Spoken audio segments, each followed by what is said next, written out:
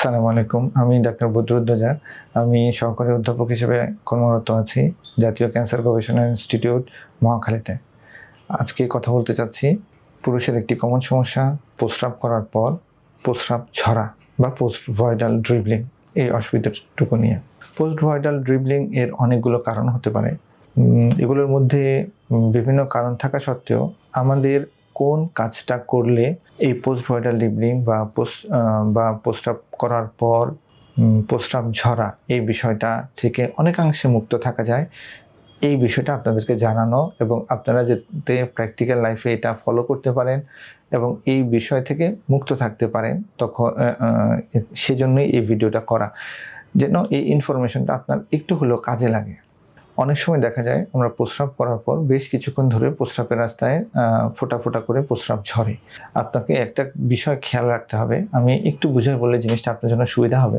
আমাদের যে প্রস্রাবের রাস্তা আছে, আমরা প্রস্রাব করার পর এই প্রস্রাবের রাস্তায় কিছু কিছু ছোট ছোট জায়গা থাকে যেখানে প্রস্রাব আটকে থাকতে পারে বা জমে থাকতে পারে।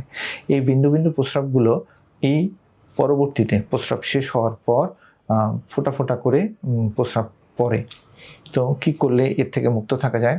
প্রস্রাব যখন শেষ হবে, বেটার আপনি যখন প্রস্রাব করবেন তখন বসে প্রস্রাব করবেন। প্রস্রাব করা শেষ হলে আপনি লিঙ্গের গোড়ার থেকে আগার দিকে ধীরে ধীরে চেপে ভেতরে থাকা যে বিন্দু বিন্দু পানিগুলো এগুলো বের করে দেয়া। এইভাবে 3 বার লিঙ্গের গোড়া থেকে আগার দিকে ধীরে ধীরে চেপে পানিগুলো বের করে দেয়া, এটা খুবই প্রয়োজন। কারণ এই পোস্ট ভয়েডাল ড্রিবলিং এর সমস্যার কারণে এগুলো নিয়ে অবসেশন তৈরি হয়। মানুষ আমাদের কাছে বারবার আসে যে আমার প্রস্রাব করার পর প্রস্রাব ঝরে, আমার কাপড় পবিত্র থাকে কিনা, আমার নামাজে অসুবিধা হয়।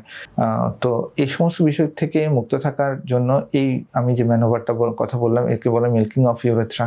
মিল্কিং বলতে আমরা কি বুঝি? মিল্কিং মানে হচ্ছে গরুর যে দুধ দোয়ানোর মতো করে যে দুধ দোয়ায় বাটগুলোর থেকে যে দুধ বের করে নিয়ে আসি, ঠিক তেমনিভাবে কল্পনা করেন আপনার প্রস্রাবের রাস্তা থেকে যে বিন্দু বিন্দু জমা পানিগুলো সেগুলো চেপে বের করে নিয়ে আসা।